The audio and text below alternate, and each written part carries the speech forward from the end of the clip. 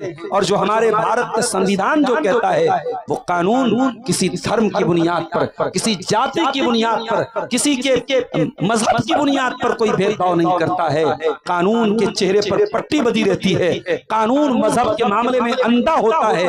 اگر قانون کا پالن ہو رہا ہے تو سب کے ساتھ ہونا چاہیے۔ اور میرے پیارے ساتھیوں، ایان نام کے اس لڑکے کی یہ جو حرکت تھی، اس سے یہ بھی پتا چلا کہ اگر ہم نے اپنے جوان بچوں اور بچیوں کے ہاتھ میں موبائل دیا ہے تو ہم صرف ان کا پاسورڈ جاننے کی کوشش نہ کریں، ہم یہ بھی جاننے کی کوشش کریں کہ ہمارا بیٹا وہ اس کے اندر حیا ہے کہ نہیں ہے۔ اس کا پاسورڈ ہمیں معلوم ہو جائے یہ اتنی بڑی بات نہیں ہے۔ ہمارا بچہ اور ہماری بچی اگر حیا والی نہیں ہے تو اس طریقے کے کانڈ میرے پیارے ساتھیوں اور بھی سامنے آتے چلے جائیں گے۔ تو آپ غور کیجئے، اللہ کے نبی نے جو 10 باتوں کی نصیحت کی ہے اس میں سب سے پہلی بات آپ نے کہی لا تشرک باللہ شیئا، اللہ کے ساتھ تو کسی کو شریک مت کر۔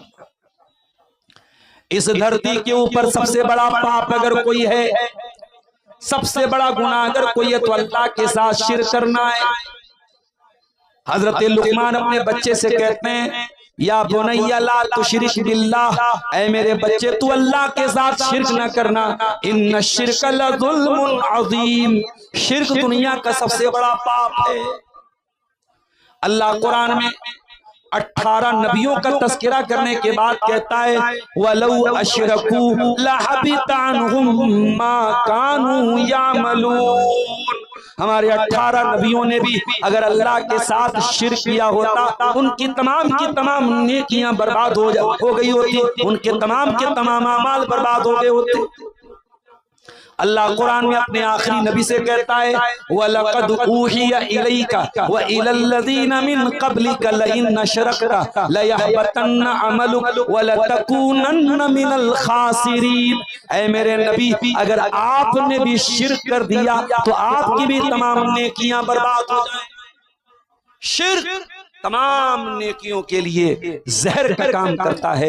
اگر انسان حاجی ہے، نمازی ہے، عمرے کر چکا ہے، لیکن اگر شرک کر کے دنیا سے جاتا ہے اور توبہ کیے بغیر مر جاتا ہے اس انسان کی مغفرت نہیں ہو سکتی۔ اللہ نے اعلان کر دیا کہ مشرک کے لیے جنت حرام ہے۔ انہو من یشرک باللہ فقد حرم اللہ علیہ الجنہ، جو اللہ تعالیٰ کے ساتھ شرک کرے گا اس کا ٹھکانہ جہنم ہے، ومأواہ النار، اس کا ٹھکانہ جہنم ہے، جنت اس کے لیے حرام ہے، وما للظالمین من انصار، اور ایسے ظالموں کا کوئی مددگار نہیں ہے۔ میرے پیارے ساتھیوں، آج آپ کے جھارکھنڈ کے بہت سارے نوجوان ہندوستان کے مختلف علاقوں میں رہتے ہیں، کوئی جے پور میں رہتا ہے، کوئی دلی میں رہتا ہے، کوئی ممبئی میں رہتا ہے، کوئی کلکتہ میں رہتا ہے۔ اگر اپنے بچوں کو پیسہ کمانے کے لیے اگر اپنا گاؤں چھوڑ کر کے دوسرے شہر بھیجتے ہو تو کم سے کم ان کی بنیاد کو اتنا مضبوط کر کے بھیجو کہ آپ کا بیٹا دنیا کے کسی بھی کونے میں چلا جائے اللہ کی ذات کے ساتھ وہ شرک نہ کرے، توحید پر قائم رہے، توحید پر جیے اور توحید پر مرے۔ یہ تربیت میرے پیارے ساتھیوں، یہ بھی ہماری ذمہ داری ہے اپنے بچوں کی وہ تربیت ہم کریں۔ قرآن کریم میں اللہ تعالیٰ نے حضرت ابراہیم کی دعا کو بیان کیا۔ ابراہیم علیہ السلام دعا کرتے ہیں، کہتے ہیں وَجُنُبْنِي وَبَنِيَّ أَن نَّعْبُدَ الْأَصْنَامَ، اے اللہ تو مجھے بھی شرک سے بچا، مجھے بھی بت پرستی سے بچا، اور اے اللہ میرے بچوں کو بھی تو بت پرستی سے بچا، میری آنے والی نسلوں کو بھی تو بت پرستی سے بچا۔ اگر ابراہیم کو اپنی اولاد کا ڈر ہے، اگر ابراہیم کو اپنی آنے والی نسلوں کا ڈر ہے تو ہمیں اور آپ کو تو اور زیادہ ڈرنا چاہیے۔ اپنے بچوں کا ایمان کو بچا لو میرے پیارے ساتھیوں۔ میں نہیں کہتا ہر بچے کو عالم بنا دو، ہر بچے کو حافظ بنا دو، میں یہ نہیں کہتا آپ اپنے بچوں کو ڈاکٹر بھی بناؤ، آپ اپنے بچوں کو انجینئر بھی بناؤ، آپ اپنے بچوں کو بزنس مین بھی بناؤ، کچھ بھی بنا دو، لیکن بچے کی بنیاد کو اتنا مضبوط کر دو بچہ دنیا کے کسی بھی کونے میں چلا جائے نبی کی اس نصیحت پر عمل کرے لا تشرک باللہ شیئا، اللہ کے ساتھ کبھی شرک مت کر۔ اے اللہ کوئی اگر جان لینے پر تل جائے، کوئی جان لینے کی دھمکی دے دے، کوئی مرڈر کرنے کی دھمکی دے دے، یا تو تم شرک کر لو یا ہم تمہاری جان لے لیں گے۔ اے اللہ ایسی سچویشن میں ہم کیا کریں؟ اللہ کے نبی فرماتے ہیں وَإِن قُتِلْتَ وَحُرِّقْتَ، اگرچہ تمہیں قتل کر دیا جائے، اگرچہ تمہیں جلا کر کے خاک کر دیا جائے، جل کر کے خاک ہو جانا، ٹکڑے ٹکڑے ہو جانا، لیکن اللہ کے ساتھ تم کسی کو شریک نہ کرنا، اللہ کی ذات میں تم کسی کو شریک نہ کرنا۔ ذرا خبیب بن عدی کو دیکھو میرے ساتھ۔ خبیب بن عدی کون ہے؟ نبی کے صحابی ہیں۔ جرم کیا ہے؟ اپرادھ کیا ہے؟ ایک اللہ کی توحید کا کلمہ پڑھتے ہیں۔ مکہ کے مشرکین نے ان کو گرفتار کیا، سولی پہ چڑھانے کی تیاری ہے۔ سولی پہ چڑھانے کے پہلے پوچھا گیا اے خبیب تیری کوئی آخری خواہش ہو تو بتا دے۔ کہا اے مکہ والو ایک آخری خواہش ہے، 2 رکعت نماز پڑھنے کی مہلت دے دو۔ کہا ٹھیک ہے پڑھ لو۔ حضرت خبیب نے 2 رکعت ہلکی نماز پڑھی، سلام پھیرنے کے بعد فرمایا او مکہ والو اگر اس بات کا ڈر نہ ہوتا کہ کہیں تم یہ نہ سمجھو میں موت کے ڈر سے نماز کو لمبا کر رہا ہوں تو میں اور لمبی نماز پڑھتا۔ مکہ والو نے کہا اے خبیب تھوڑی دیر کے بعد ہم تمہیں سولی پہ چڑھا دیں گے، تمہاری جان لے لیں گے۔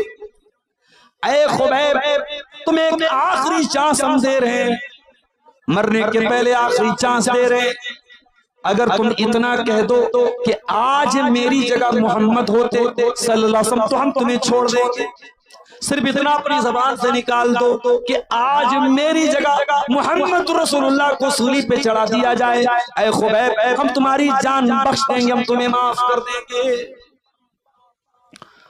حضرت خبیب نے فرمایا او ظالمو تم میری جگہ میرے نبی کی جان لینے کی بات کرتے ہو، ارے میں تو یہ بھی گوارا نہیں کروں گا کہ میری جان بخش دی جائے، مجھے چھوڑ دیا جائے اور میرے نبی کے پاؤں میں ایک کانٹا بھی چبویا جائے، میں اپنے نبی کے پاؤں میں ایک کانٹا چبونے کی قیمت پر بھی اپنی جان کو بخشوانا نہیں چاہوں گا۔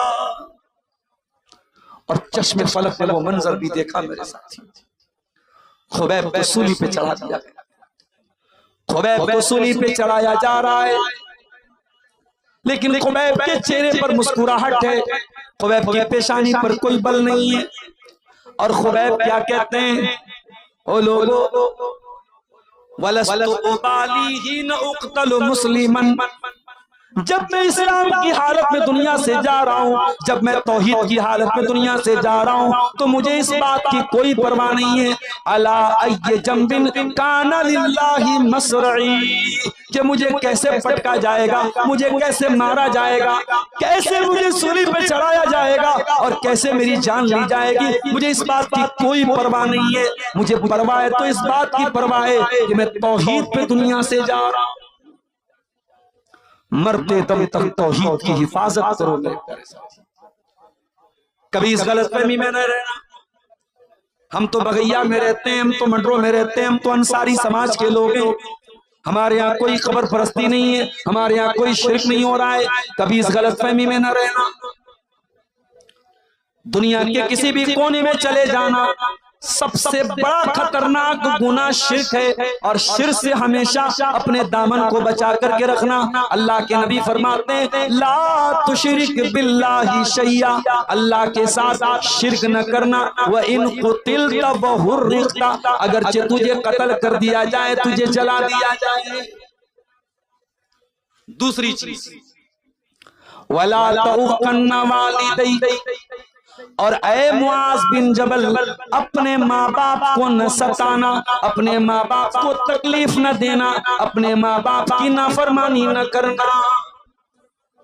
کبھی آپ نے غور کیا قرآن کریم میں اللہ تعالیٰ نے اپنے ذکر کے بعد، اپنی توحید کے بعد اکثر مقامات والدین کا ذکر کیا۔